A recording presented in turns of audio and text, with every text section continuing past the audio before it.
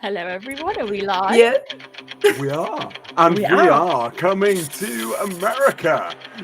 Good morning, America.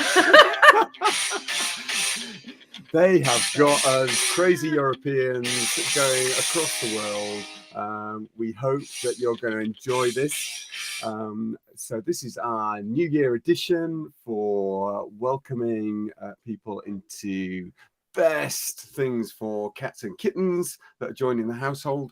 I am Brendan Clark. I have been a vet for nearly 30 years now in holistic medicine up in Yorkshire in England. And I'm really enthused about bringing nutrition and raw nutrition to the masses. So that's why we've started Raw Pet Medics. And now we're with Dr. Judy Morgan's page 2. So you're going to catch some more of us. And down below, we have Amaya. Introduce yourself, Amaya. Hey, hello, how are you? Well, my name is Amaya Spindola. I'm originally from Argentina, but living in Spain right now. And I work as a holistic cat vet and nutritionist. I have my own company, let's say FelVet. I'm the president of the Raw Feeding Veterinary Society, and I work with a little bit more than as a conventional vet, not and holistic. I work with emotions, I work with energy and everything that it's available to us. So my program is called Heart, Cat, and Soul, and we work 3 months to get the best out of the cat. And over to my side here, because I hope that's right. Oh, mine. It's Julianne. Julianne, intro yourself to everybody. Hi, everyone. My name is Julianne Thorne, and I'm a holistic cat therapist, and I've created Naturally Cats. You may have seen me live on Judy's page before. So I am a traditional I'm not a traditional behaviorist. I am a qualified behaviorist. And I also use, as Amaya said, energy work and emotional tools to support cats. So I help people to reconnect, to understand, and to deepen their relationship with their cats. And that could be using a variety of tools. So behavior modification, environment enrichment, but also energy work such as color therapy, healing. I use botanical remedies and chakra clearing. So it's a holistic approach trying to support all elements that affect the cat. Wow. So that's where you're going to have it. We're going to have some great talk this morning, this afternoon, depending where you are around the world. If you want us on catch up, all you need to do, like and follow our page, and you will be able to find the video at any time. You just come on and watch it, catch up, or that. So please do come and join us. If you've got any comments, please, you can comment live. We are actually watching those comments. So if you've got any questions, anything that you want to ask, just type away. Hopefully we'll get some of that through this morning and see how things are going. So I'm just going to, so just in case you want to know, this little kitten down in here is my latest addition. He's now 6 months old. Okay, and we're going to be talking a little bit about how you can cope with entire cats at that age. So what we want to do is probably start with what most people have asked on the pre-program advert, which was about how to protect them. What do we do about vaccination? Okay, so Amaya, I'm going to start with you. What's your sort of best approach to helping the immune system for your kittens? And at what point do you start to consider vaccination? Okay, so as everything that I do, I don't have a general advice for everyone, but I have some key elements that I look for. Especially if you just got an adopted cat, I make sure first that it's healthy and able to to tolerate the vaccine. So first of all, yeah, you will hear cats roaming around and making sounds. Sorry about that. It's not just background music, everyone. We've actually got cats with us. Yeah. And they might be hungry because, it's the time. But anyway, So I'll give most of the times individual advice. I make sure that the nervous system is working fine. I make sure that digestive system is working fine, because all of these elements are part of the immune system. Everything has to work properly so the vaccine actually works, and we get the most out of it. So first of all, if you adopt a cat, but you don't know its background and something is, I don't know, something is not well, maybe it's best to keep it apart, make sure that not infection, anything it's coming out, and then think about what you're going to vaccine. So, most of the times that they say 8 weeks or, 6 to 8 weeks to start vaccinating. But I first look into this. I'm not always doing vaccine at that age, right? And then there are several things that you can get. I don't know how it's in the UK, but here you get vaccinations until 6 months, and many boosts and things. And so, well, I usually just get 2 rounds of the 3 combination. I don't know how you call it in English, but with a calicivirus or providers and then those things. And then and I usually I don't use leukemia virus until 6 months, though it's recommended to start earlier. But I don't, because I don't see the point. Yeah, in my case, in my experience. And rabies, it depends on on where you are, because for example, I started working in Madrid, and in Madrid it's not obligatory, but then in Mallorca it is, and then in Argentina it depends on which part you are, because in the middle it is controlled due to vaccine, because we do have rabies in the north of Argentina. And so it depends on the real risk of things. So you must have a conversation with your vet about when to vaccine. If the risk is going to be, if you're going to have a multi-cat household, then you should think about something different of what I'm saying right now, right? So first of all, analyze the risks, analyze everything you have around yourself, and then think about what you actually need. I don't know if you have something different to add on to this, and then we have to talk about the boost after a year, right? But I would like your opinion, Brendan, on this, and how you take on this. Yeah, so I always say, look, many of them will have come from the breeders with a vaccination, at the very least 1 vaccination. So many breeders are trying to, get them out into new households from 8 weeks at least, and they are really pushing to have vaccinations given by that point. Now, look, just so you know how immunity would naturally evolve for cats from mum, is that the first milk, so the colostrum that mum gives, should impart antibodies that are absorbed through the gut and give the kitten some protection from those normal viruses that mum has been exposed to in the local area.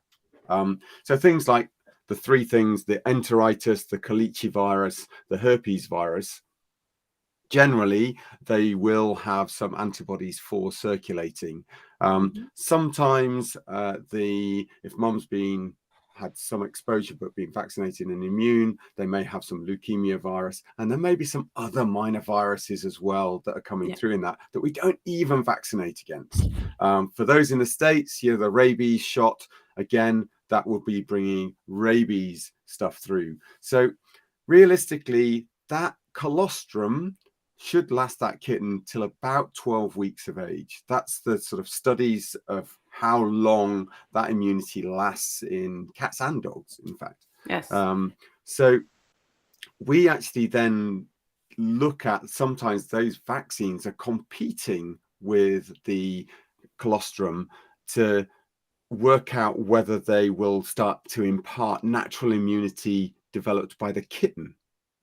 So there is debate. If you give the vaccine too early, the colostrum antibody is going to wipe out the vaccine, and you're not going to actually help anything other than cause inflammation. And the thing is, they suggest to keep doing more and more vaccination until you get over this. But I prefer to not to do that. And it's really interesting because around the world, we see the same vaccine company often give different advice depending on which country you're in. Yes. Whereas, so we know that in Europe, there's most of the vaccine companies now will say if you give a single shot for dogs at 12 weeks, you'll impart immunity from that single shot. Now, if they are for cats, we would say, look, you want to probably wait till that 12-week stage to give the best immunity, give the kitten chance to get to a size where there's going to be less of a concern if you're going to do that. If you can delay longer, and certainly when it's an indoor cat, that's more about biosecurity and making sure that you're washing your hands, that you're not, bringing any risk of virus in from other cats. Now that is virus that can be brought in on your shoes, things like that. So just putting your shoes in the cupboard out of the way, that's a simple way of adding biosecurity to your indoor cat environment. On that note, Brenda, there's a great question there from Emily. Yes. She says, I have an indoor cat which is due for a booster. He said every year since he was a kitten. He's now 3 years old. What I worry about is that it will damage his immune system and cause more illnesses in the long run. Is there a protocol after having a booster? Yeah. So firstly, delay that initial vaccine course as long as possible. Now, for cats, they do still advocate 2, but then you are effectively into a much more expanded range. So the new licenses for the same vaccine, these are not vaccines that have changed, are now 3 years level of cover for the enteritis side of things. Now, for the flu, they will say that if they are a low risk cat, again, 3 years cover. Okay. For some of the valencies that are out there, no change in the vaccine, same vaccine, but now studied 3 years level of cover. Okay. So do not get too worried about, I'm 1 or 2 months over, I'm going to have to restart. Don't restart. Okay. Single shot if you're going to use something. And the biggest cause of angst to the immune system is that level of inflammation. And there are now non-adjuvanted vaccines available, okay, which means that you're not causing excessive amounts of inflammation and risking their immune system or their general health through inflammatory processes and immune-mediated disease by avoiding the that adjuvant within the product. That's something. So it can be as nasty as aluminium hydroxide all the way through to some of the oils that are used as adjuvants. So try and look and ask your vet about non-adjuvanted vaccines that are available. And some of them are looking for smaller dose sizes as well now. So there's some half dose sizes available that are still as effective. So look at that. Now, further to that, there are things that you can use. They're available worldwide. So dimethylglycine, I've talked about in the UK and Europe. That's under a brand like this, Vetri DMG, dimethylglycine. It comes as a liquid or a powder. The methylated glycine, that's an amino acid. It is not a super complex horrible drug or anything like that. It is an amino acid. And just like lysine, which is also known to help the immune system, it helps to modulate the T helper cells to give better response to illness. So there are things like this. In the States, it's Veterinary Science make dimethylglycine. So there are availability across the pond. And I would certainly say things like that just added the week before you're going to give a vaccine can help. Milk thistle, as a herb, very much about supporting liver and processing, just general inflammation, but it's not necessarily the herb that I would reach for, okay, for there. Some people would say echinacea is a much better option to help the immune system. And therefore, again, you can use that as drops. but I would tend to use it, and we're going to talk about zoopharmacognosy in a little bit, but I would tend to use it in some water that the cats can choose which water source they're going to go for. Okay, so there are products like that around. They should help. Would it be something that if they're indoor cats, I would boost only if they're going to go to catteries. If they're going out of your home environment and you're going to be taking them to the cattery, or they're going to have, they've got other problems and you want to, they're going to have extensive stays outside of your house with other cats, etc. Or you've got cats within your household that come in from outside, although that one cat is an indoor cat. The craziness of what happens out there in the world, that those are risks to that indoor cat, and you've got to consider all of those risks that Amaya talked about. You've got to talk that through as to where does that place your individual cat for what you need to do for their protection. And what can you do as in your house, like say take off your shoes when you get inside your house, or maybe, I don't know, have something, make sure which cats get into your house. and every, there are other things to control with, not only vaccines. And there's a nice question here about what they booster every year. I do believe is kind of what we've learned, but and as always, it's a habit.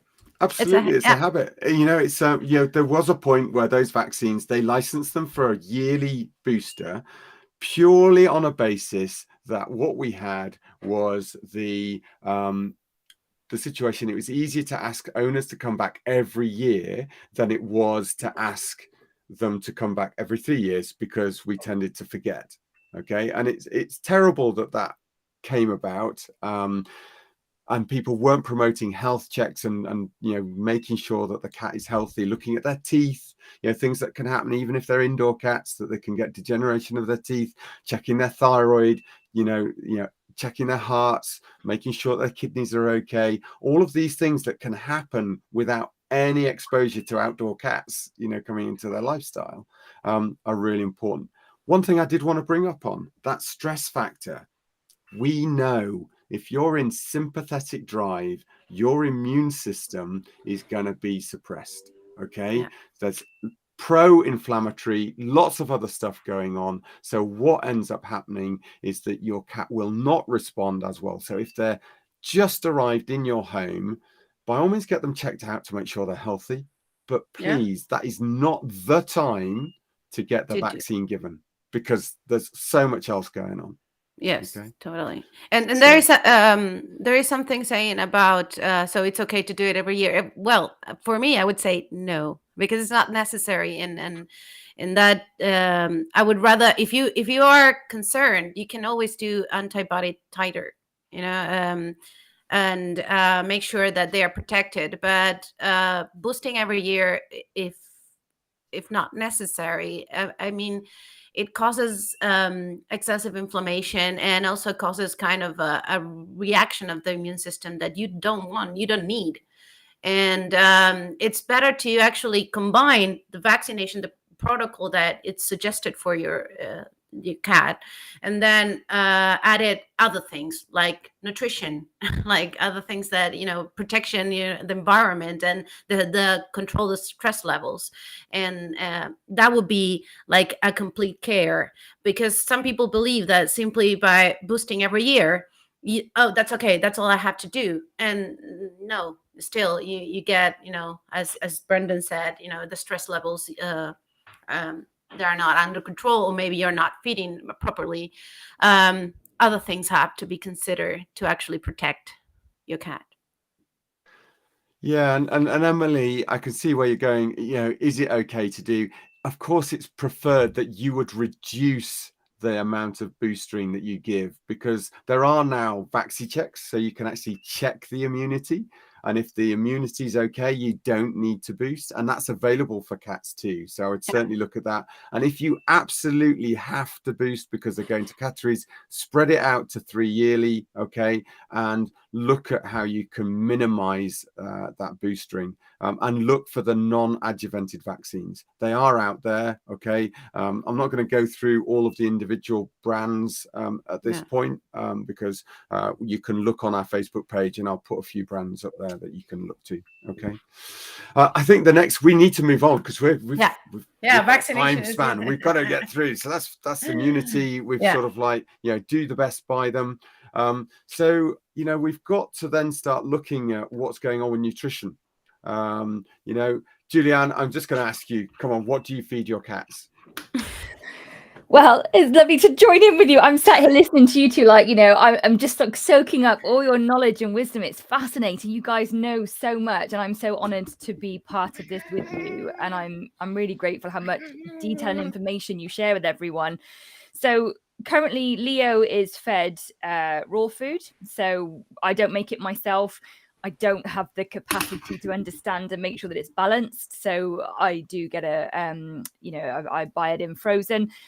Baby Max, well, if you'd have asked me a week ago, we fed raw and a mixture of a little bit of wet. These last few days, we're on a bit of a... Yeah, he's mad. He wants to eat. Sorry. I was going to say, should I not tell the story? No, don't do it. Yeah, so in theory, we feed raw and a bit of wet, but unfortunately, Baby Max has had a bit of a setback, I would say, and we are currently trying to bring him back again to raw and wet. So he came to us from a rescue centre. He's just 12 months old, and he was fed a mixture of wet and dry. So, we are raw pet medics with the feline version, and we will say openly about dry food, and that is a whole other topic that I think we have done or we will do. But, a rescue centre, they're a charity. Dry food is cheap. Dry food is convenient. Dry food is like no fuss. It's there, when we went there were bowls of it, and the kittens were all over the place, So we had to work on his nutrition, and we still are, because I think personally we need to do more gut support. I need to get his gut biome balanced again. And I do, I need help with that, even though I'm a cat specialist. It's not my area of expertise. And it's understanding, like Amaya said, what does he need specifically? How does he need help? So we're on a journey with Baby Max, but Leo, when we got him, he also came to us wet and dry from the rescue centre, because both my boys are rescue. And it took us, I think it was 5, maybe 6 months to get him onto raw. So, it's doable. It's, it's a bit of a journey, but he was 2.5 when we got him. So he wasn't a kitten, but I would really recommend, when you've got the littlies, the tiny ones, 8 weeks, God, I hope they're 12 weeks when they come to you, because 8 weeks is very, very, very young from a behavioral, emotional perspective. I would always advocate 12 weeks or more, but, have fun with it, introduce them to different things, and I know that you guys will probably have the sciencey bit behind this, mine's the emotion and behavior bit. But it's about, like you would with children, it's exposing them to as many different, flavors and brands and options as you can, to give them the chance to be familiar with it. It's bringing in elements of, which may not be for everyone, whole foods, raw prey and things. At the end of the day, cats are carnivores. They are obligate carnivores. And that is something that we can't forget. We choose to have them as our pets. I don't see my boys as my pets, but they are animals that we choose to live with us, and we need to remember that they're not rabbits, they're not herbivores, they're not omnivores, they are carnivores. And if we choose to have a carnivore for a pet, why is that funny? No, we are reading a comment, I think. Pet medics, there's always something I say which seems to set these two off with a chuckle. What was it this time? No. For me, it was a comment that she said it took 2 years for Beth to transition a kibble junkie cat. So yeah, that was made me laugh, because it is kind of, my cat was kind of like that before. Okay. And Brendan, what were you chuckling about? No, exactly the same. Don't worry. Yeah, I was not going to raise anything else. Do you know what, Beth? We're being good. Beth, I am there with you. So baby Max, we've had like peaks and troughs. So at one point he's fully raw, then he'll go off it a little bit. We bring in a bit of wet, and now we've kind of, like I said, taken a step back. So it's a journey. It really is when it comes to nutrition with some cats, not all cats. Mm-hmm. Yeah, and I would definitely say, you know, we've got a video on transitioning cats and the challenges. So look back in the archives. You just go to the video section of the Facebook page. You will be able to find that and have a look at the transitioning. There are some great things to use very briefly, from bone broths heated, added to the food, okay, to help entice them onto raw. I think, you know, just trying to work out the best way to get a species appropriate diet into them, and certainly, you know, reduce the amount again of carb loading that goes into that. They're far more predisposed to diabetes, to obesity, to inflammatory disease, if they are going to be fed high carb foods. So, you know, this is not revolutionary. This is just basic facts. You know, there are obligate carnivores, and don't get too worried. You know, people suddenly go, but the taurine, I need the taurine. Guess what, guys?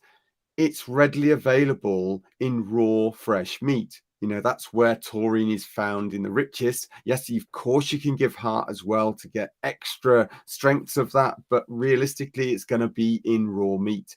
It's only destroyed if you start to heat that raw meat, okay? And then you'll start to lose the effective quantities of taurine that are utilizable. So that's when you have to start supplementing, which is why the kibble companies put out there they have to supplement in. So just remember, okay, you don't need to supplement if you're giving good fresh raw meat. Yeah, sometimes good, it's something not available so easy. So I would, in my case, I would, here in Spain, I would recommend, unless you buy like the best of best, to actually supplement a very low dose, but still, I rather, you know, in my experience, it's been quite good to do that, just in case you don't know where you're getting your meat from, or you have any. So taurine, if you give in excess, that, you know, it's simply going to go through the urine, so it's no issue. But also, don't get crazy with supplements. That's another thing. You know, it's not about getting I heard this one is good for this and this one is good. So, you know, we get so excited about sometimes supplementation, and it's best to find the best quality of food that you can, and then think about if you want to add certain things, but not go crazy with that. And well, in my case, that I had a cat with regarding also with the question about chewing, that, you know, some cats are reluctant to do that. And what I do is I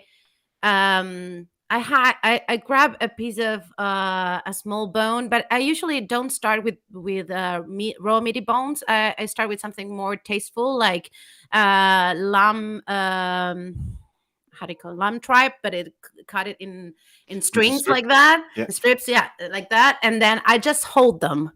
Because if you put it on directly on the plate, and the cat is not used to do that, you're gonna go like, what the hell was this, right? They think that, you know, for them, they are like neophobic, aren't they? So they're like, it's new, I don't like it, it's danger, you know. So straight away, it's like, nope.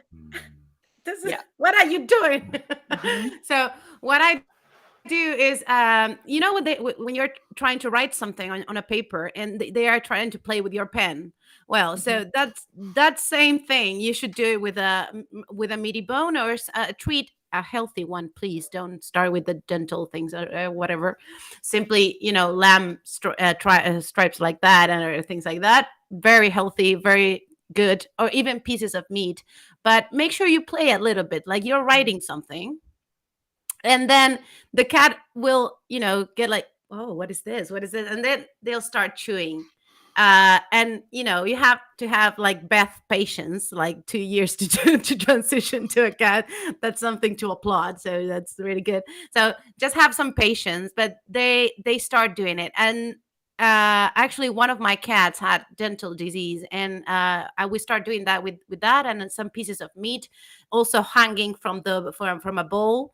like he found something special. I think there is a video with a piece of chicken that I just uploaded to my social media, and my cat got crazy with that. So, you can do many things to start to make them chew, and it's healthy for emotional health and physical health, because here there's a lot of tension as well, and so not only to clean their teeth, but also to uh, to motivate the cat to what they actually do predate. Right. And also as kittens, there's a great mental health element there, isn't there? Like you said, Yes. they are curious, they are interested. Exactly. So, encourage that with them, because they are trying to find their strength, and they're lean into their kind of natural behaviors. So if you can bring that out and support that, that is going to help them mentally and emotionally as well. And as soon as so you many start, things to talk about. I just want to get in. Sorry, Brendan, you go. I do want to say, look, for the freeze dried, I think you've probably more meaning the air dried treats and things like that. There's Nex and various things you can get. Certainly in the UK, JR Treats do a lot of that product now. Ancol do a lot of this, where you'll see those tripe strips, but you'll see skin strips, you'll see the necks sort of dried. They are optional, but I tend not to advocate those so much, just because they get quite big and cats will start to just sort of like, well, it doesn't have the odor and the interest. I think the sprats, I do find that they will eat the sprats dried. Yeah. Okay. Also, and yes. they're sort of, because they've got that silvery fish element to them, you can use them as that hunting. So evoke that natural behavior of a bit of a hunt first, and then give them the reward of the food. And a little bit earlier there was the stuff about, is it safe to give seaweed products in there? Is the iodine going to cause a thyroid problem in these cases? Now, my experience is it's the plastics wrapping these that are particularly of concern, with the BPAs and phthalates within those, that actually can cause thyroid growth. So we've seen studies now where the wrapping to those sachets and heating, so even the canned food is actually plastic lined now. Okay, that was to stop the tinniness coming through in the flavor, and instead they just thought they'd put some toxins in your food instead. So superheated plastic leaching into the food, sat on the shelf, that had a definitive coordination with those cats suffering from thyroid illness. So that's a small tumor on the thyroid gland. So I'd actually be avoiding anything that's plastic wrapped, that isn't BPA phthalate free. If you're going to go for foods, do not worry so much if you're using some of those seaweed products to help reduce the plaque forming bacteria. I feel that you're probably going to be okay, unless they're actually suffering from a thyroid illness already because of history. Okay. You know what I've been trying with the little fishes is I just tied them up and play with them, and then they tend to eat it. Well, my cats are already trained, but you can try that as well, because they like it. Yeah, brilliant. So lots of things there. It also brought in, talking about playing with the food first. I mean, Mum's going to be kicking me for saying playing with your food. You can't play with your food. But cats, we've got to accept they play with their food. How many times have we seen the mouse that's been and then eaten? Okay, so it is just a case of giving them that bit of natural behavior. And actually, somebody wrote in one of the adverts for today about, how do I deal with the cat or kitten that we've rescued that actually will be, biting them? If they're in a single cat household, this is the only kitten and it's them as the owners, how do we deal with that? And part of it is displacement onto the hunting process and allowing them to display naturally. But also, I love to watch kittens in a litter naturally, how they behave with each other and with mum, and how that reaction occurs. And so I think for this, Julianne, this is another area that you're probably absolutely excellent in. So, go for it. Just give us your insights into how people maybe deal with that behavioral issue.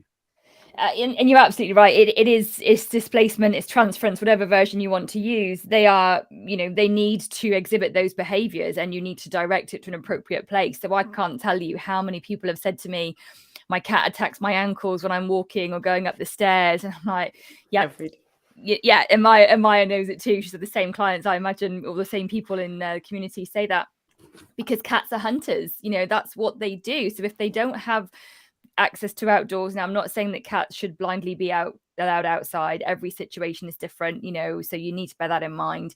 I think actually Judy and I did an indoor versus outdoor debate a while ago, so if you don't have access to outside, it's about nurturing those behaviors.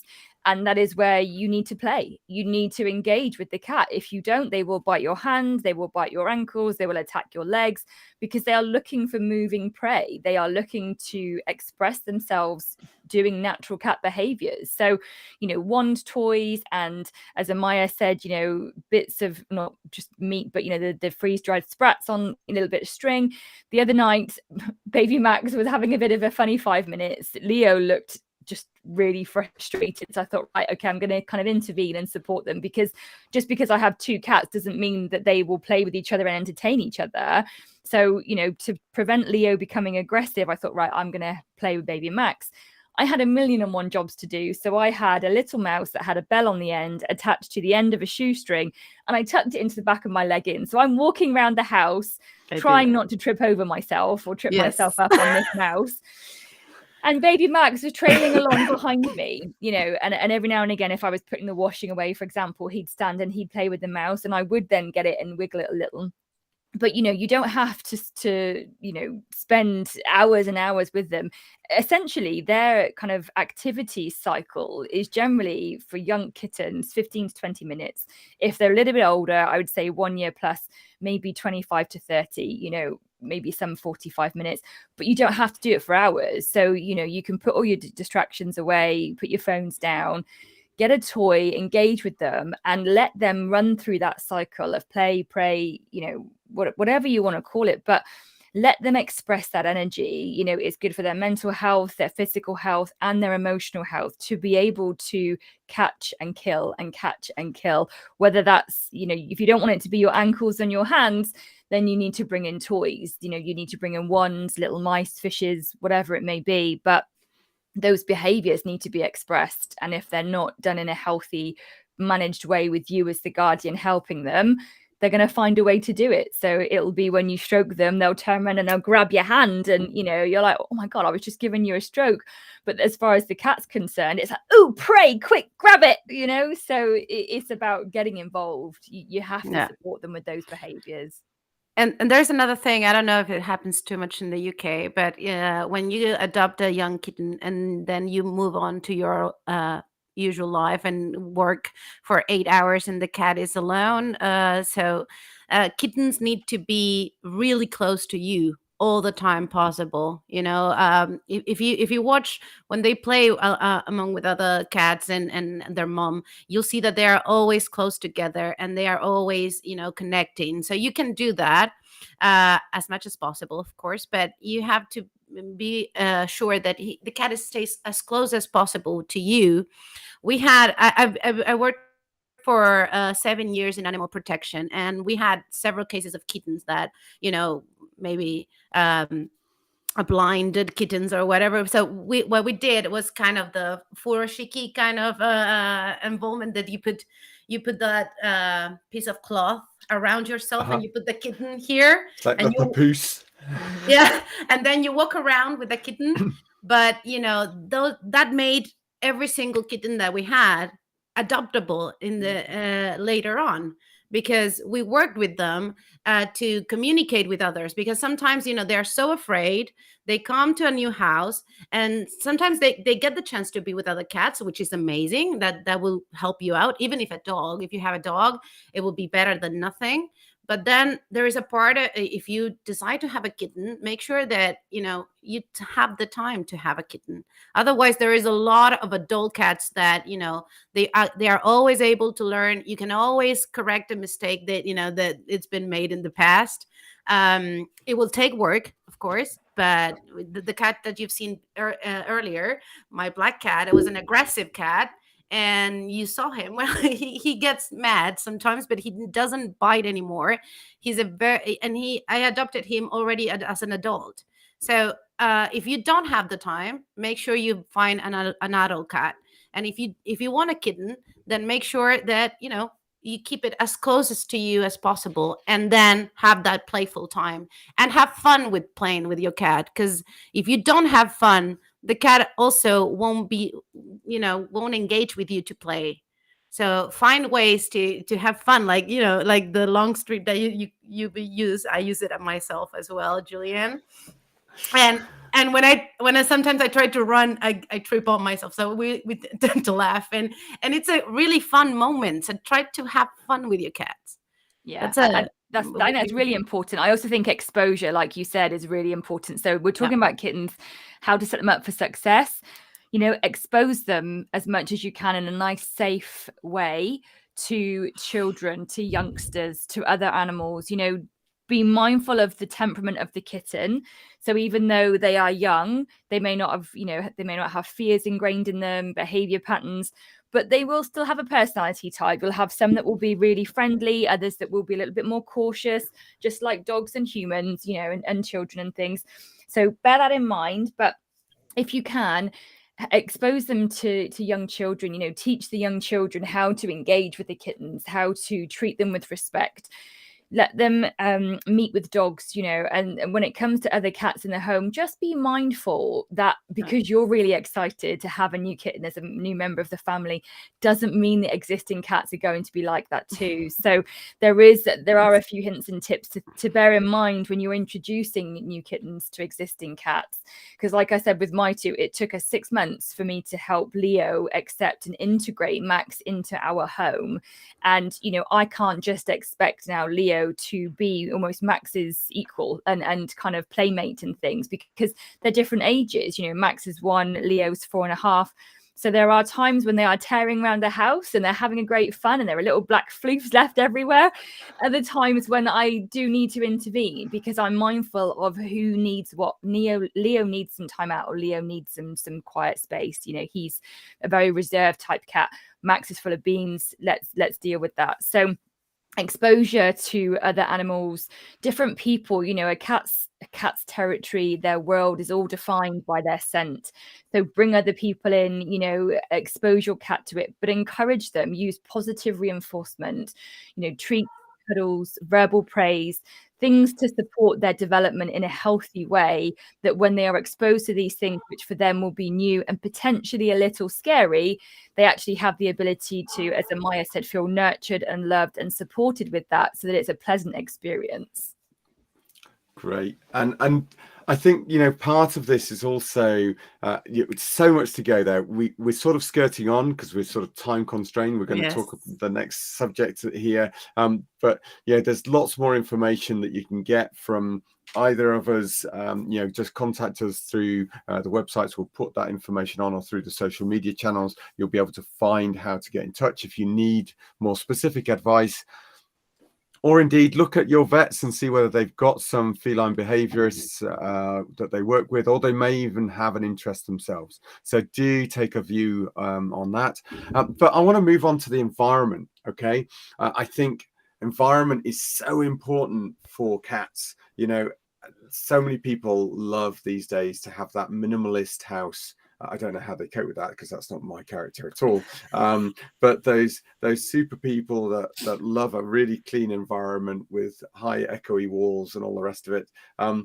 I would say there is some great information out there on how to make the environment better and more interactive and much more cat friendly. So Amaya, what's your biggest tip if you're going to make an environment cat friendly? Just your top tip for that person. We'll try and come up with something different. Yes.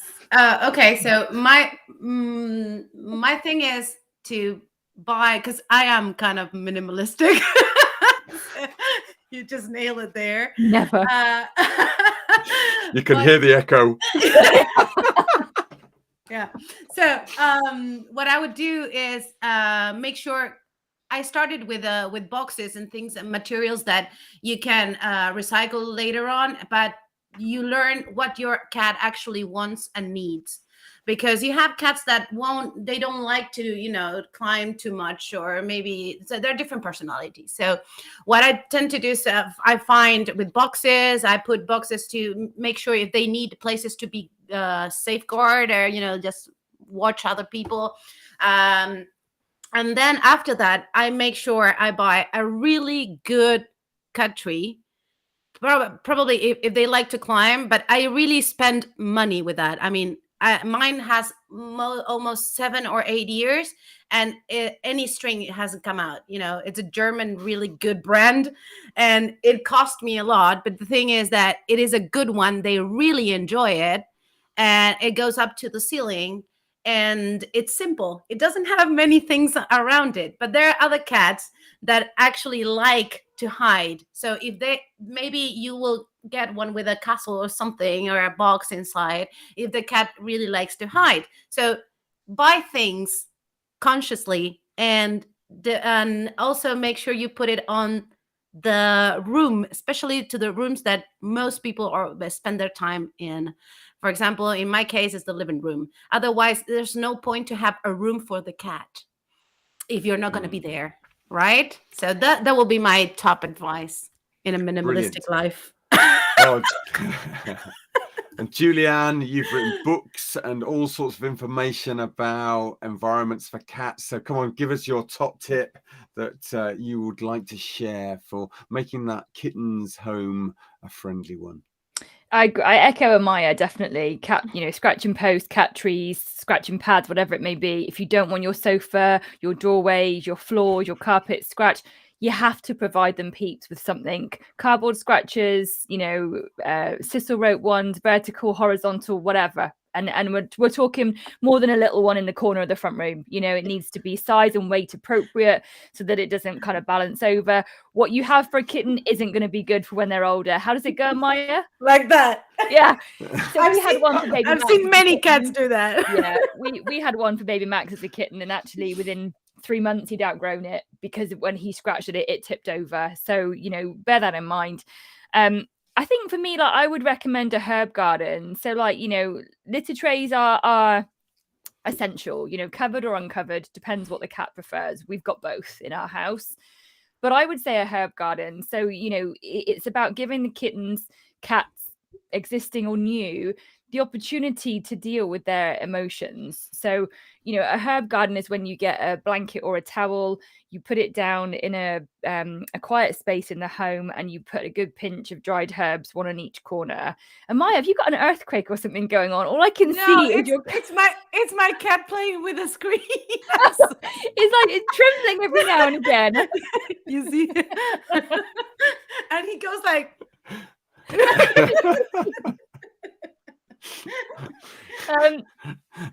What was I saying? Very awake. Yeah, so a herb garden, a lot of us are familiar with offering catnip to cats. Now, only about 70% of cats are affected by it, but you can use other remedies. So like valerian root is wonderful. It helps with anxiety. So even if your kitten seems happy and chilled out and adapting really well, it will support their emotional state with this new change. So not being with mum anymore, not being with litter mates anymore, completely new smells. They may be happy-go-lucky, but they will still be adjusting. So when you put down things like chamomile, valerian root, and like calendula, for example, and a little bit of catnip, you're giving the cat the opportunity to self-soothe effectively. So they can't go to mum and have a cuddle, they can't go to litter mates and nestle.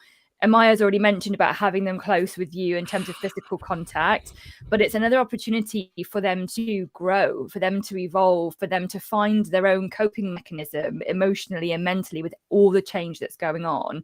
So, and I'd see Judy is here. Hello. Thank you so much for putting a link. So the herb gardens that I have, you can also buy from Dr. Judy's store as well. So, each packet comes with 6. Put them down.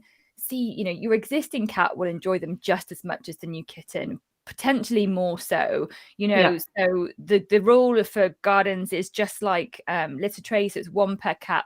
And so to make sure that if you've got 2 cats, you've got 2 different mats in different rooms. Give them the space to use them.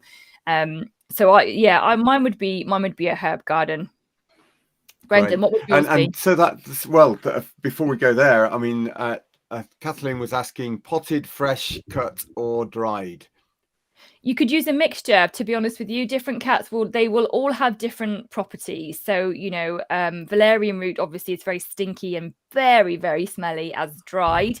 The plant valerian won't be as potent. It won't smell as much. So the healing properties, the active components will all be different for fresh versus dried. I generally go with dried because it's easier. In my world, it's easier. I've just got 2 little plants that I'm trying to grow and tend to, but it's hit and miss at the moment. I've had them for 2 weeks.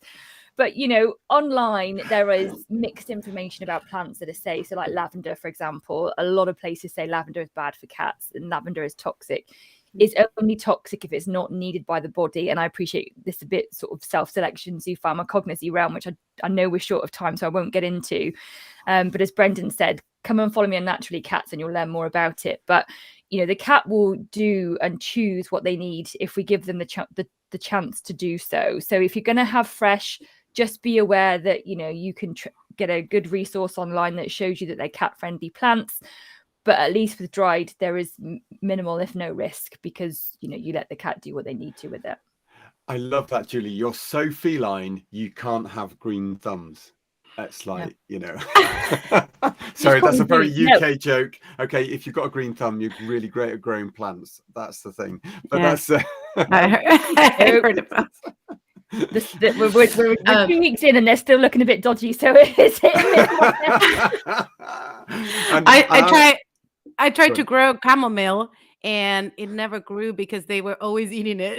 they really like chamomile, and it was like, damn it, am I that bad growing plants? And one day I said, I just saw the cat. The thing with fresh plants, the risk that you run is that, if a cat needs some form of fiber, if they're indoor cats, particularly if you're not growing cat grass and the cat needs some form of undigestible fiber to shift fur balls or poops, whatever, they will go and access whatever they've got access to. So it could be a plant that isn't generally thought of as being toxic to cats, but they may eat it because they need to have that roughage, for example, that fiber. So that's why in my world, in my house, we are very limited with plants, but my boys have access to outdoors, so it's something to bear in mind that if your cats don't have access to either outdoors or to freshly grown cat grass, they may chew on any plant that you have in your home, whether it's considered safe or not. So just bear that in mind. Yeah. And you're going to need to get all of the soil conditions right. And you're absolutely right, Kathleen. If you don't get that right inside the house, they're not going to necessarily thrive. And sometimes people will actually grow a number of pots in a well-drained area outside and rotate them through. So it's about, don't leave them in the cat's environment for so long that they're going to get destroyed by the cat, or that the soil is becoming too moist, or that the temperature's too moist and hot for them. So just rotate them through with outdoors, and that may help. Yeah, that's great. The only addition I would say with that is, don't get fixated by things like catnip and catmint and valerian, because they're real junky sort of type herbs, in my opinion, for those. There are so many things.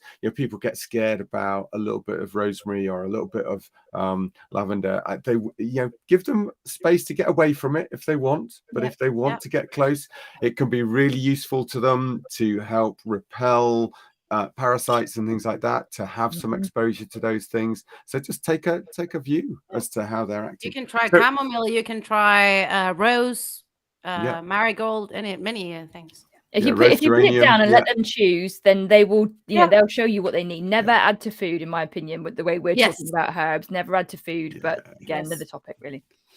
Brilliant. And so the other little elements that I would add for me personally is just to say, look, if you're bringing a cat into a new household, if you've had cats before, then to think about what you can do to generate the pheromones within that house to make it a friendly house, because you may not realize it, but it may still smell of your previous cat.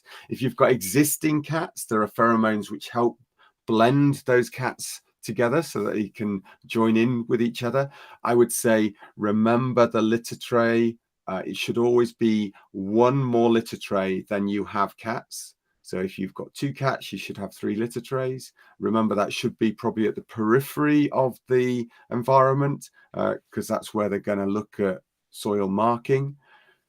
And litter tray, what's in it? So the substrate. What have they been used to at the breeder? What have they been used to in the cattery? And making sure if you're going to move substrate, you're going to need to do it slowly. Some cats love earth being in there, which isn't very odor eliminating. And so people want to go straight into how do they get their cats straight onto some sort of clay with odor pellets in them. I try to stay away from those odor pellets. They really drive your cats nuts, and it's a good way of getting your cats to pee elsewhere in the house. Just change the litter tray. Don't just clean it. Odors in there. Okay. And then on a serious point though, peeps, we may not have mentioned this, but litter trays, if you have odor controls or odor products, sprays, pellets, liners, they may in fact disengage your cat from using the litter tray. They may dissuade your cat from using the litter tray, and they may, as Brendan said, start to urinate and defecate in the house. If you've got a stinky litter tray, 1, you need to clean it. 2, you need to scoop it regularly. And 3, the key, you need to look at what they're eating. So we've already mentioned about nutrition and carnivores. We are raw pet medics, so coming back full circle to things. If you've got stinky poops coming out, you've got potentially bad food going in. So have a think about adding some healthy whole foods to your cat's diet, and it should improve the poops and things that come out. Totally. Look, guys, we're running close. I can feel there's some moderators somewhere twitching that we're getting close to the witching hour. Yeah, I know. So we're trying the best we can. There's so much to say. So I said to Gwen, bless her, that I would not lead us quite so close to the hour, but I have still managed it. So it's terrible when we get going. If you love what we talk about, please, we're going to do this once a month. If you want to review what we've talked about today, you will find the video on the Raw Pet Medic stream, as well as Dr. Judy Morgan's stream. It's there. You just need to go into the video files, go back, and you'll be able to look at any of those. So today's and also the previous Feline Fridays that we've done, pretty much once a month. We're going to be back. If you enjoyed what you've done, please like and follow our page, but also share us with your friends for the next edition. And can you remember the date, guys? What's that? Let me check. I can put this. 17th of Feb? No, it can't be. It's 17th of Feb. Okay. Yay, he remembered again. Wow, Brendan, yeah, 17th, I'm on fire. Right, guys, we've loved to see your comments. Thank you so much. Yes.